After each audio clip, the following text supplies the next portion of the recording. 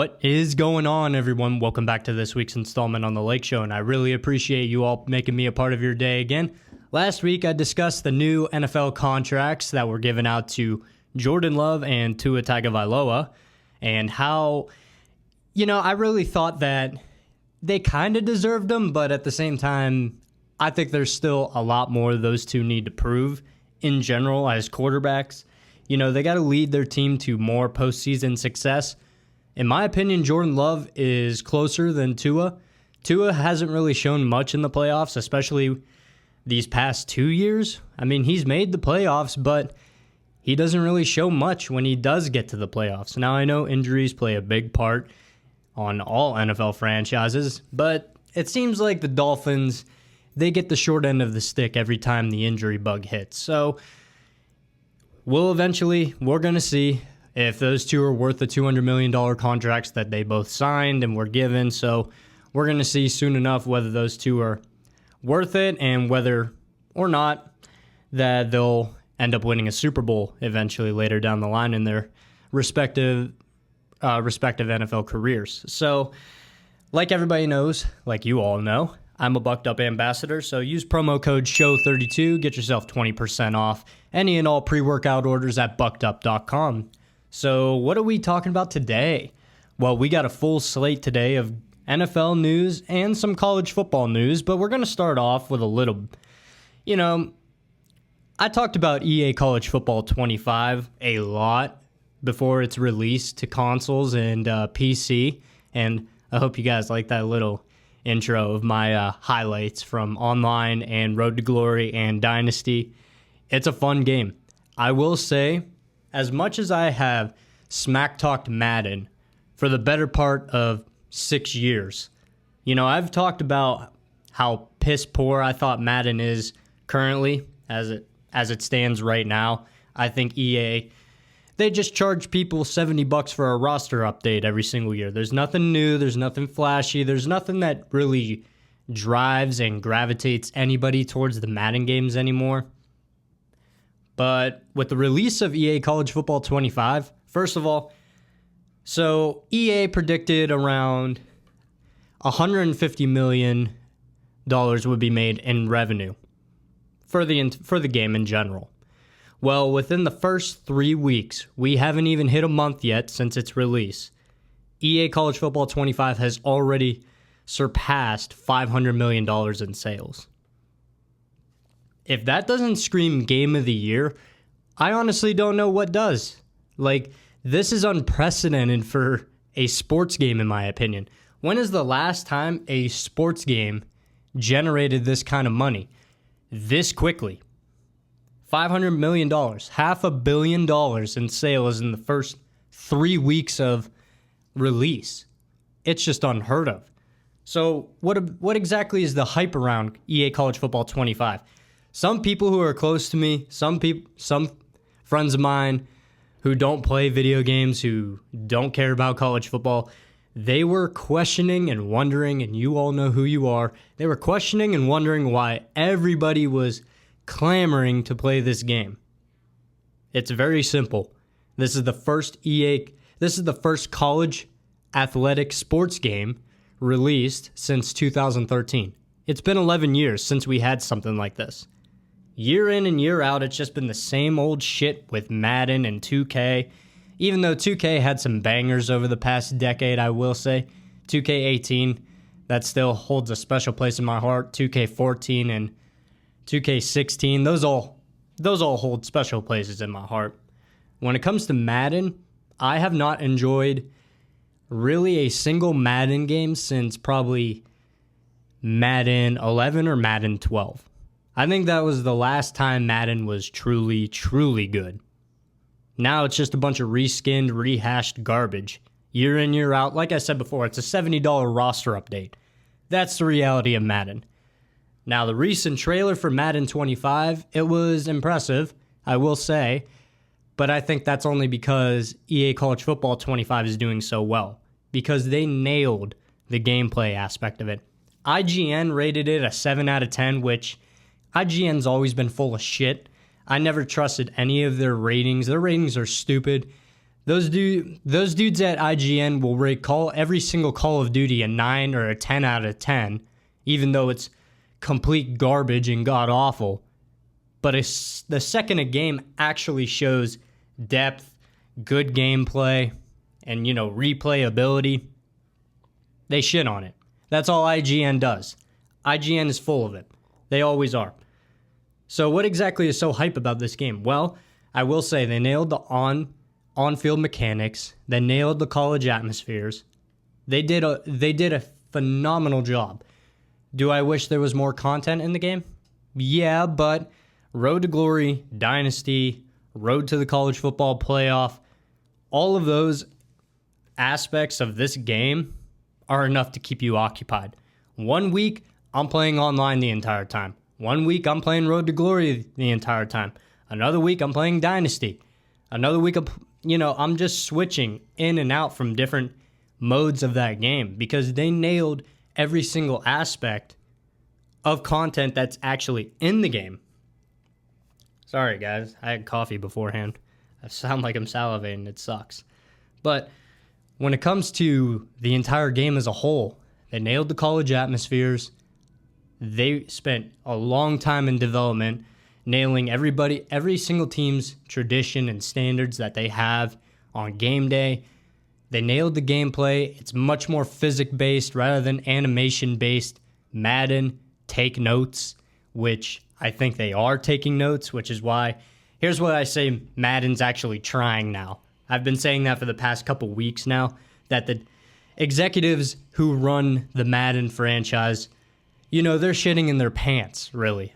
Sorry for cursing so much, but, they're basically soiling themselves because they realized, you don't need to have animation-based mechanics to make a good football game. Just make a good football game. Just make it physics-based. That's all. It looks so fluid. It looks so natural. That's why the game is a hit. It actually looks like you're playing a real-life football game. In-game. On console or PC. It doesn't matter. EA hit a home run with this. They knocked it completely out of the park. Grand slam, whatever you want to say. EA College Football 25, in my opinion, deserves Game of the Year just based off revenue sales within the first month of release. $500 million. $500 million generated by this one game. Now, a lot of it was because of the hype train. A lot of it was because all of us who loved growing up with college football, all of us who loved growing up with the NCAA games, we've been craving for something like this for years now. Last time we got one, I'm 24 now. I'm going to be 25. Last time an EA Sports college football game was released, I was 13 years old. I was 13. I could not legally drive yet. That's the last time EA released a college football game. Now, we know about the lawsuit and everything that kept the game from, continuing to be released year in, year out. But, again, I understand it. NIL is bigger than it's ever been, and it's only going to continue to grow. And I'm just happy for the college athletes. College athletes deserved it. In my opinion, they did. You're using their name, image, and likeness. Why can't they get a cut? Which is, I think the NCAA as an institution is just so inept and corrupt in a lot of ways. And we're going to talk a little bit about that in a little bit. But right now, I just wanted to dive into that a little bit just to, really, I don't know. I just think it's so amazing that one single game can generate this much revenue in such a short amount of time. I think of the game Destiny, which a lot of people will remember this. It costed $500 million to make and develop. Like, what? $500 million to make a game?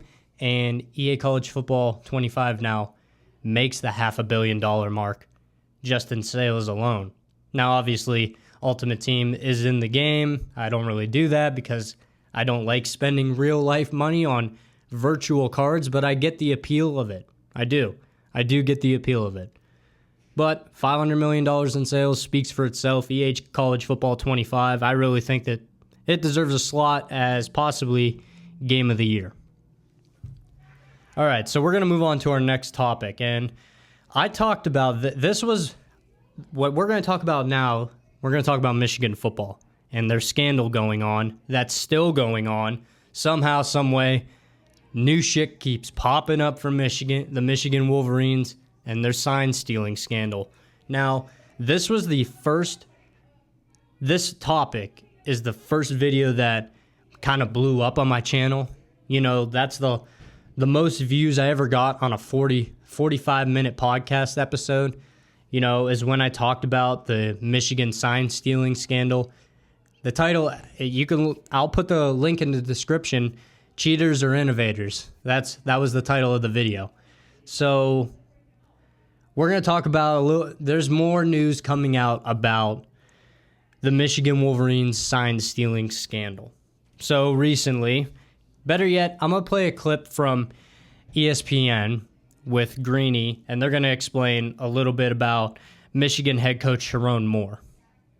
New Michigan head coach Sherrone Moore, who you obviously know because he coached half their season last year, is one of 7 members from last year's staff accused of violating NCAA rules in connection to a sign-stealing scandal revealed last season. This according to an NCAA notice of allegations draft obtained by ESPN.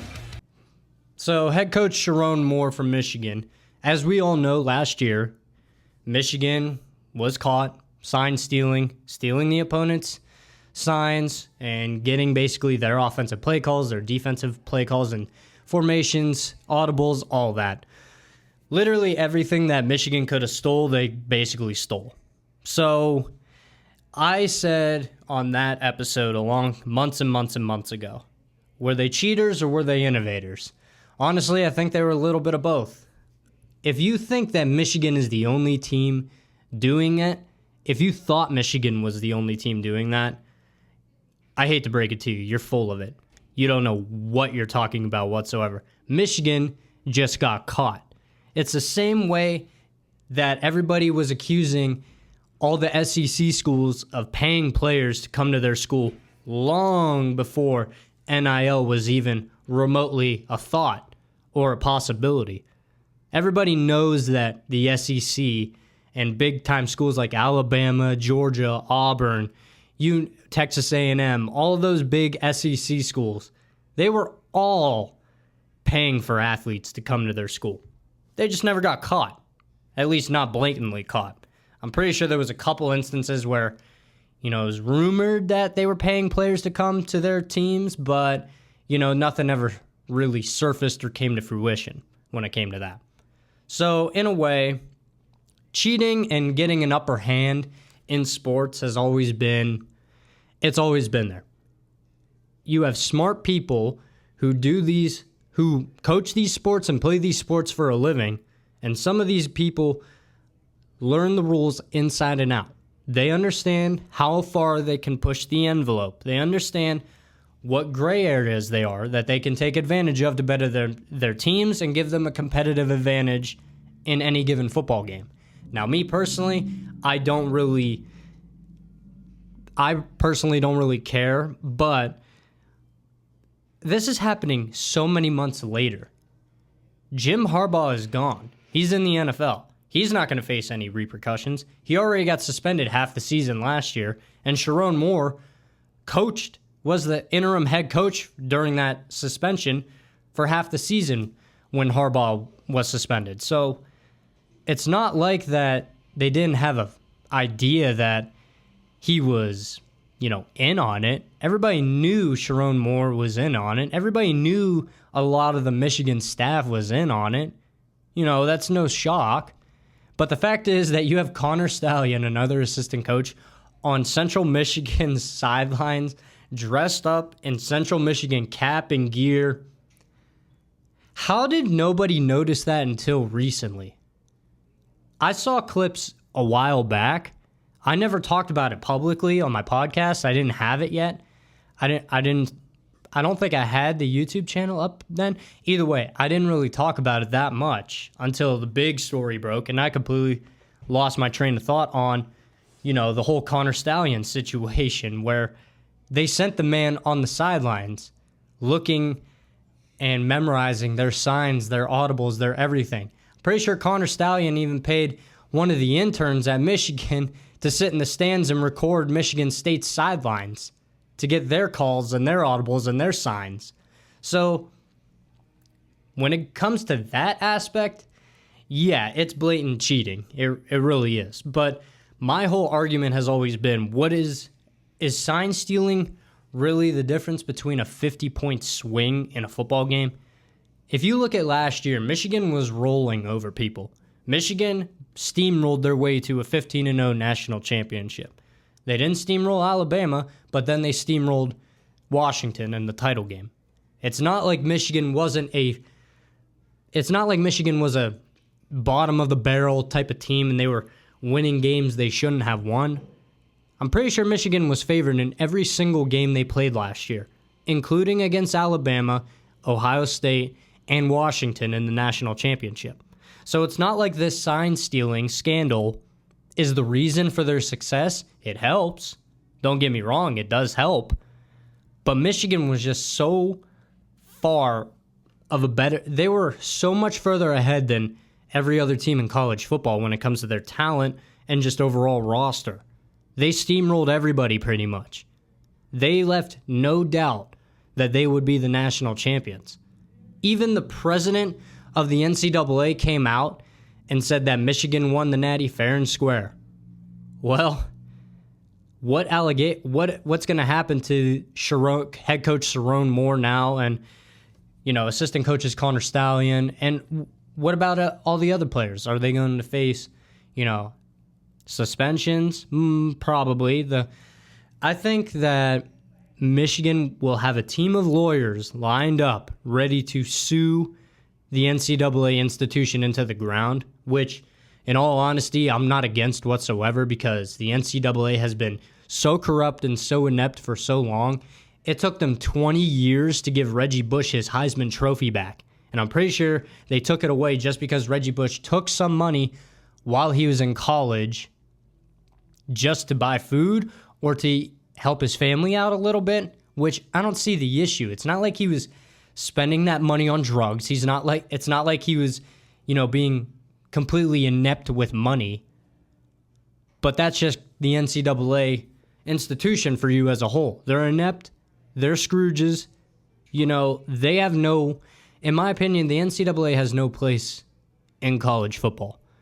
Yeah, I think college football does need a system in place, does need like a board of directors to, organize everything, including the college football playoff, bowl games, seedings, rankings, conference schedules, conference championships, like everything in college football, I feel like needs to be under one umbrella, but I don't think it necessarily needs to be this NCAA institution, one that's been so inept and so corrupt for such a long time and only cares about their bottom dollar and not the athletes. I'm surprised they even let James Madison into a bowl game last year, especially because they originally withheld them from going to a bowl game. Even despite them having a great season, they still withheld them from going to a bowl game because it was their first year transitioning into Division I rather than Division I AA. Like, what?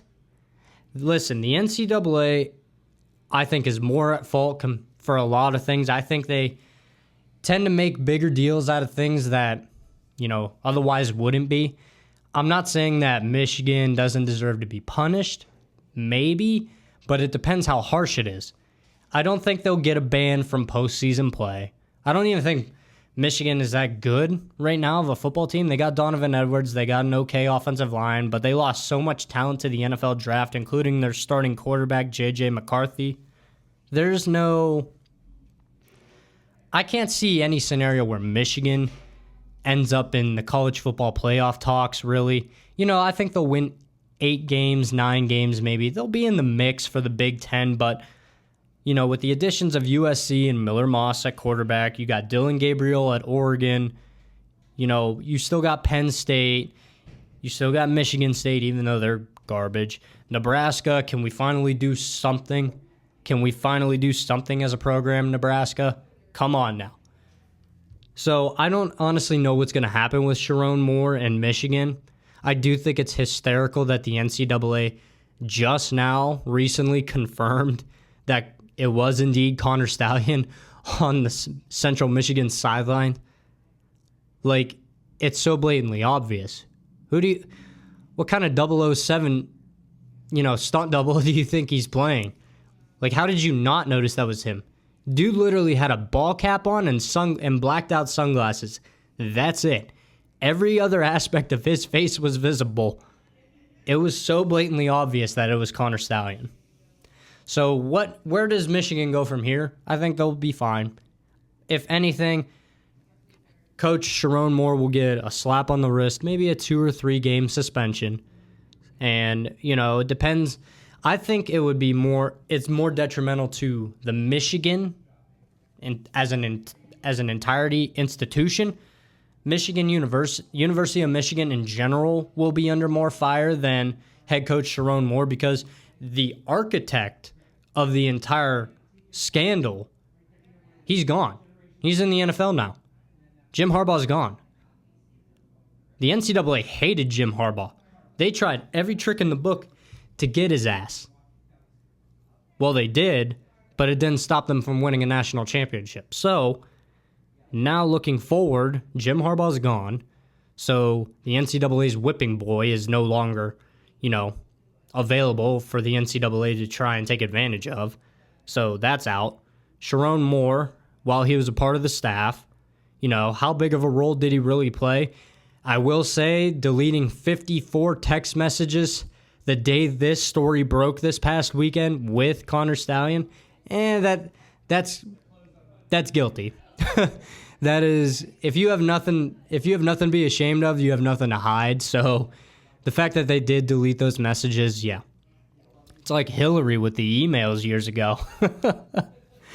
So I don't know what's going to come of this, investigation and these allegations. I thought this story was put to bed months ago, but apparently not. The NCAA still has more get back at Michigan. So we'll see how this turns out for the Michigan Wolverines. Personally, I think they'll be in the mix for the Big Ten championship, but they won't make it.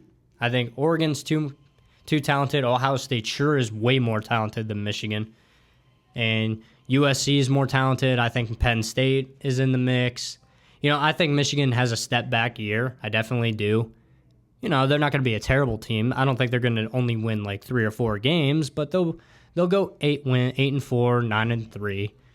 9-3. Even possibly at worst 7-5. We'll see how this really affects Michigan going forward, but the most I think will happen to the Wolverines is that they'll just get a slap on the wrist. I don't think they'll get any postseason ban, any scholarships revoked.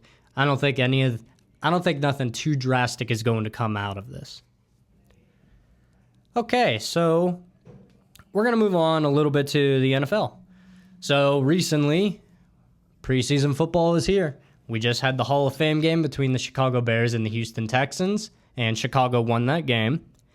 But we also got the Pro Football Hall of Fame class of 2024, so I'm going to talk a little bit about all the nominees and those who will be enshrined in football lore forever. So we have defensive end Dwight Freeney, one of the best defensive ends of all time, a freak of nature. He had the best spin move to get off a tackle and make a sack that I've ever seen. I haven't really seen many defensive ends hit offensive tackles with spin moves in order to get a sack or a tackle for loss in the backfield. Dwight Freeney was an absolute menace for the Colts, well deserving. It's been a long time coming. Randy Gradishar from, this is the more old days. I wasn't live back then to watch him, but from the little film I've seen, Randy was a menace of a tackler, that's for sure. So, well deserving. We got Steve McMichael, Mongo, as they like to call him, on the 85, notorious on the 85 Bears, that stout defense, probably looked at as the best defense of all time in NFL history. Well deserving. It's been a long time coming. I pray for him as he's battling with ALS. I pray for him. I ask God to watch over him. But it was a long time coming that Steve McMichael finally is in the NFL Hall of Fame. Julius Peppers, longtime defensive end for the Carolina Panthers. He was one of my favorites growing up, along with Dwight Freeney. A lot of these guys I grew up watching, and it's awesome to see them finally in the Hall of Fame. Julius Peppers used to just bully offensive tackles for, a living. He was just that good. Patrick Willis, linebacker for the San Francisco 49ers. I'm honestly surprised about this one because I didn't even think he played long enough. I know injuries were a big factor for him not continuing such a long career. I believe he only played 7 or 8 seasons, but I will say for those 7 or 8 seasons, he was one of the best linebackers to probably ever play the game. Patrick Willis, number 52, shared 52 with Ray Lewis, and, we all know Ray Lewis was an absolute menace, so Ray Lewis was looked at as one of the best linebackers in the NFL, and in my personal opinion, Ray Lewis is the greatest linebacker of all time in the NFL. Patrick Willis is definitely up there in the top 5, top 10 conversation. At least you can make that argument. For the longest time, throughout his entire career, when Patrick Willis did play and when he was healthy, he was looked at as one of the best in the NFL, either him or Ray Lewis. Those were the 2 best linebackers, arguably for a 10-year period in the entire NFL. 2 more. Wide receiver Andre Johnson, the Houston Texans' first Hall of Fame inductee, and well-deserving. One of the most underrated wide receivers in recent memory. Now, a lot of people give credit to guys like Larry Fitzgerald and Calvin Johnson, Randy Moss, Terrell Owens. Those guys are great. Those guys are all Hall of Famers in my opinion, too. Those guys are all fantastic. But Andre Johnson didn't have a competent quarterback his entire career, and he still managed to get 14,000 receiving yards and close to 100 touchdowns, 2 All-Pros. Andre Johnson was one of the most underappreciated wide receivers probably in the past decade, I would say. All the attention went to Calvin Johnson or Larry Fitzgerald. Even towards the back end, Antonio Brown, guys like that, stole the thunder from Andre Johnson. But Andre Johnson continuously showed up and showed out on any given Sunday. And his best quarterback was Matt Schaub. And he really didn't do much other than one good solid year with the Texans where he took them to the divisional round and narrowly beat the New England Patriots.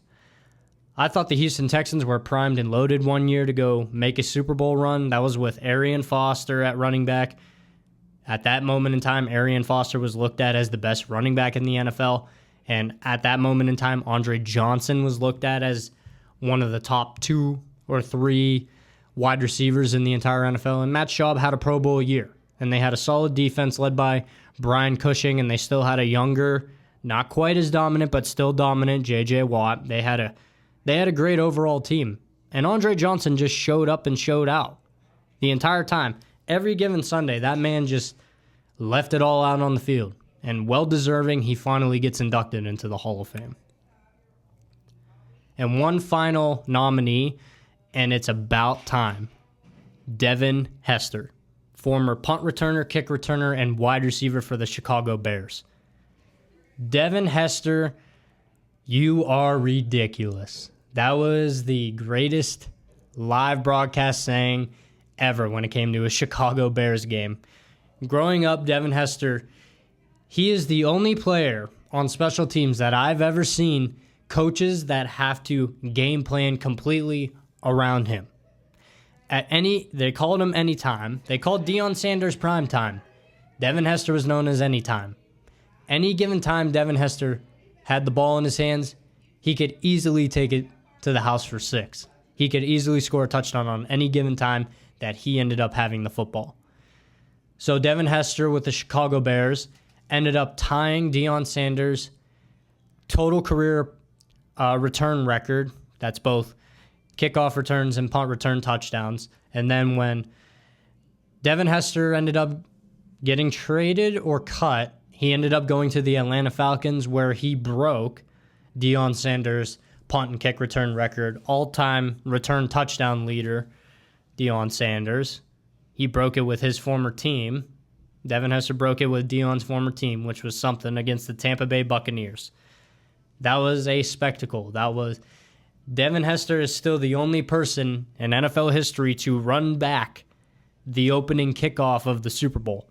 It's a shame that the Bears did not win that Super Bowl. It's a shame because Rex Grossman was their quarterback.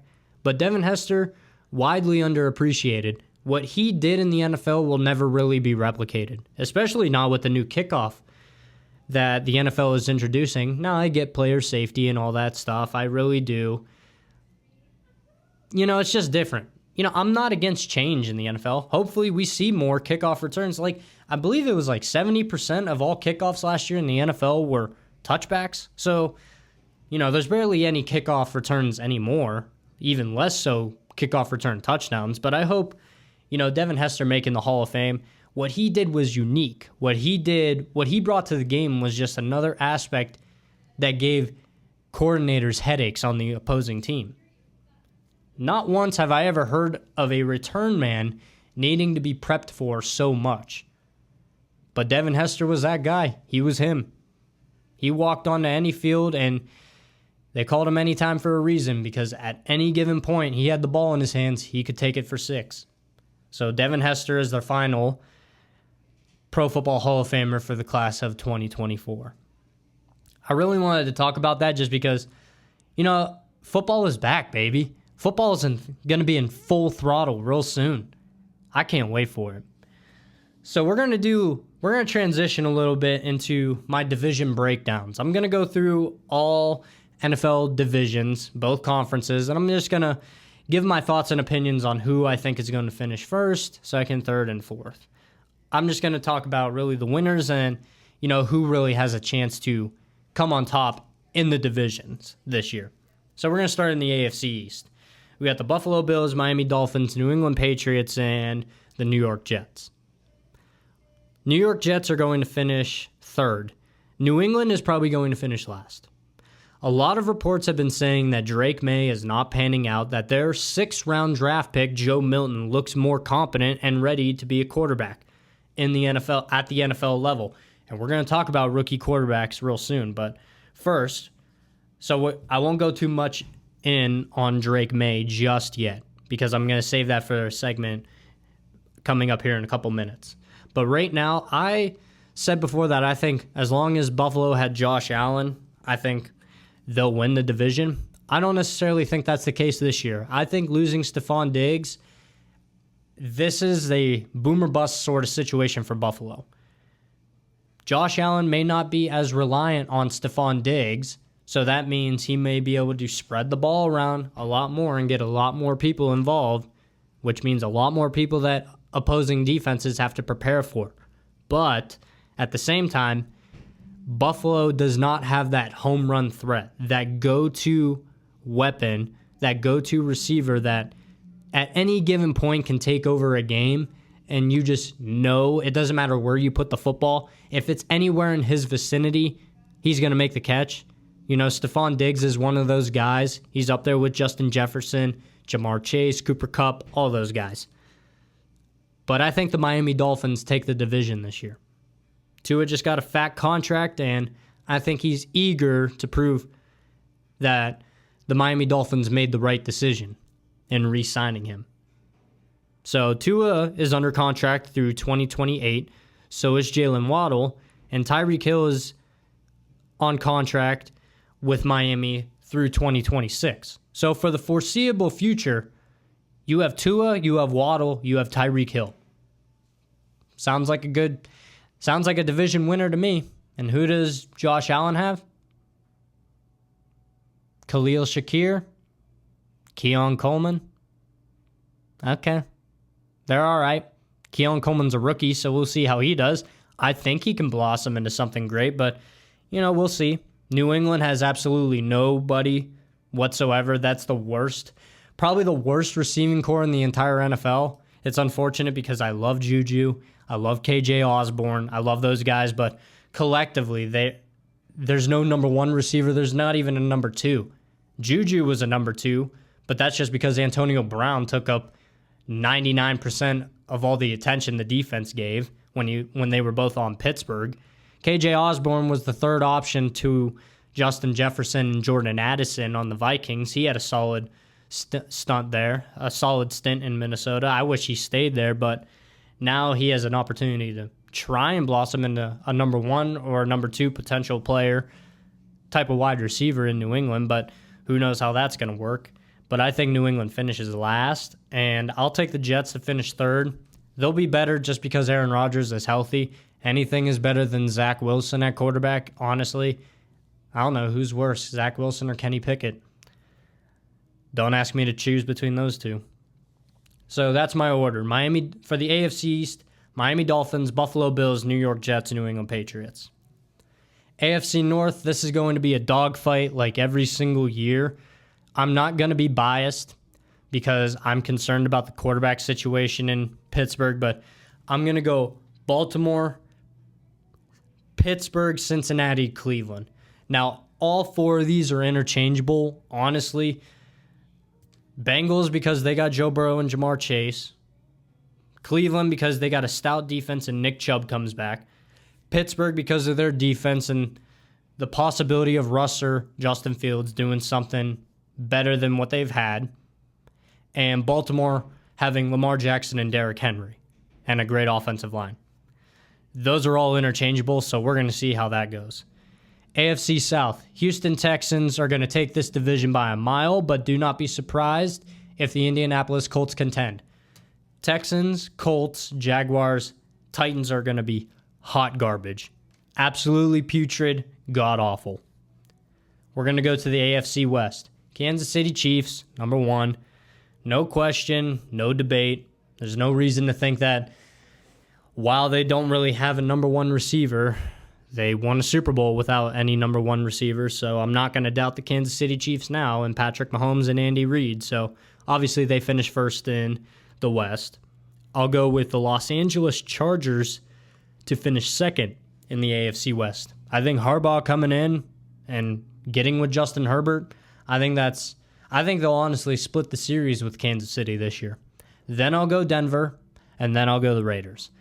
I want the Raiders to be good so badly, but I just don't see it.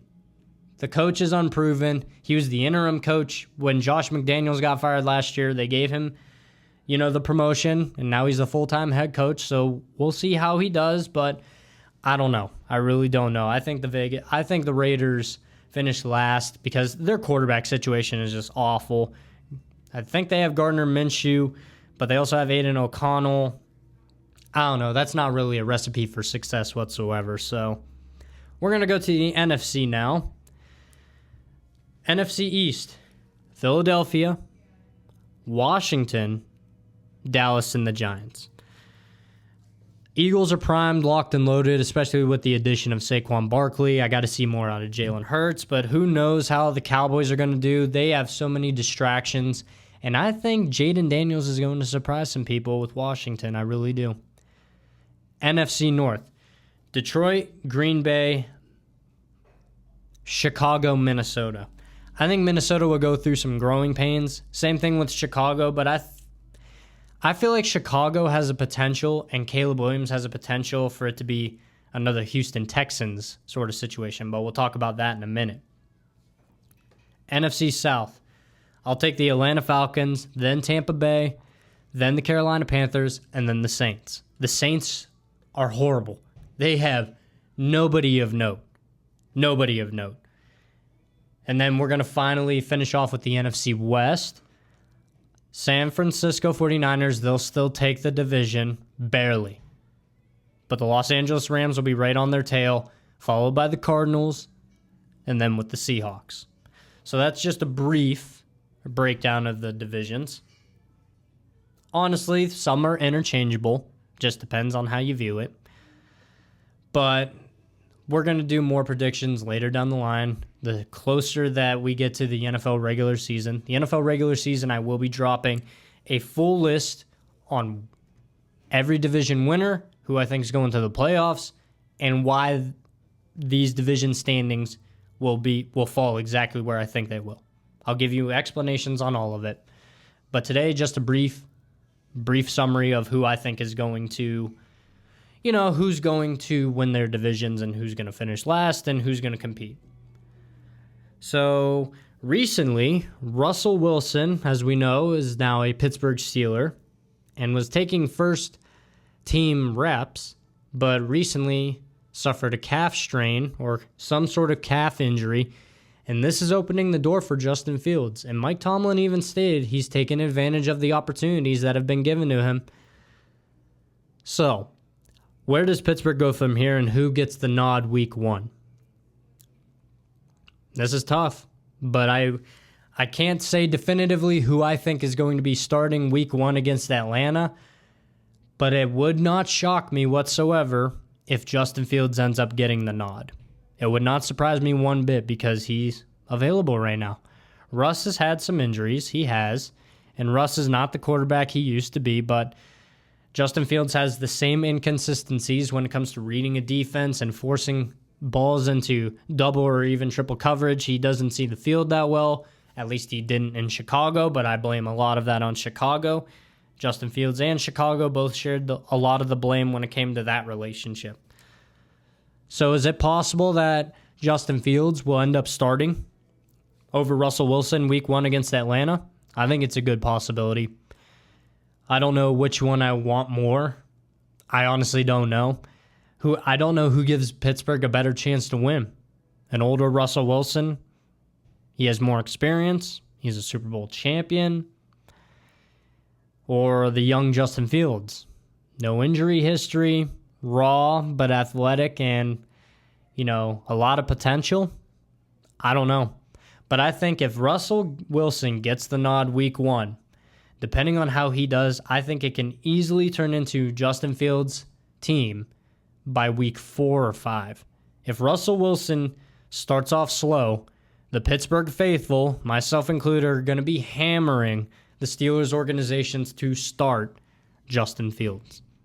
So we'll see, but I definitely don't think Mike Tomlin said it's a lock pretty much before Russell Wilson got injured that Russ would be the starter. I don't necessarily think that's the case. I think Justin Fields has a legit shot to be QB1 for the Steel Curtain and for Pittsburgh this upcoming season. All right, now I'm going to finish off today. I'm going to make my rookie quarterback predictions. I'm going to tell you who's going to succeed, who's going to do okay, and who I think is going to be a bust. So we'll start with the first overall pick, Caleb Williams in Chicago. I think Caleb Williams to Chicago has the potential to be a C.J. Stroud to Houston Texans sort of situation. Now, Houston drafted really well over the past couple years. They got the head coach right. While DeMeco Ryans is a defensive-minded head coach, he has a great feel for offense and lets those who know offense run the offense. He doesn't try to step on anybody's toes. He doesn't try to do something, that's not him. He focuses on the defense. This fly is really making me angry today.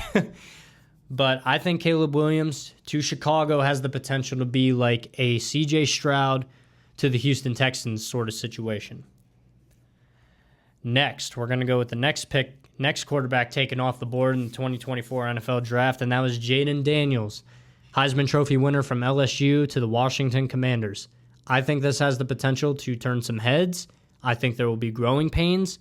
Now, Washington is not the Washington of old. Dan Snyder's no longer the owner. Under new owner, everything's been changed in Washington. Everything. New ownership, new managers, new coach, new scheme, new coordinators, basically new team. This is it. I think this is the reboot that the Washington Commanders have needed for a long, long time. For the longest time, I was hoping that Dan Snyder would finally sell this damn team because he is just he's up there with Jerry Jones as one of the most inept owners and power-hungry owners, but at least Jerry Jones isn't a creep like Dan Snyder was. But I think Jaden Daniels has a chance to lead this team to a wild card berth, possibly. I do think they'll finish above the Dallas Cowboys. Hot take, but I think it's going to happen. The next quarterback taken off the board was Drake May for the New England Patriots. He is going to bust. I think Drake May, his footwork is horrible. His, mechanics are off. His accuracy really isn't there. He didn't really show that much in college. A lot of people were hyping him up to be the next, Trevor Lawrence type quarterback. And yeah, sure, he looks like Justin Herbert. He's big, he's tall, he's strong. He can move a little bit, but Justin Herbert was refined. He was a refined quarterback. Drake May is not that. Plus, you throw him on New England, probably the worst running back room other than Dallas in the NFL. The worst wide receiving room. PFF at least rates them 32nd, so dead last in the NFL in wide receiver room. So first of all, he's not going to have anybody to throw the ball to. Offensive line is middle of the pack. He has no run support, really. He is a defensive head coach, a defensive culture. Gerard Mayo is basically a product of Belichick, so it's basically Bill Belichick at the helm still when it comes to culture and scheme and fit, everything. Drake May has the short end of the stick, and there was also reports that Joe Milton, rookie out of Tennessee, is outperforming Drake May in camp. Their 6th-round quarterback pick, Joe Milton, is outperforming the number 3 overall pick in the NFL draft. Now, this does not shock me.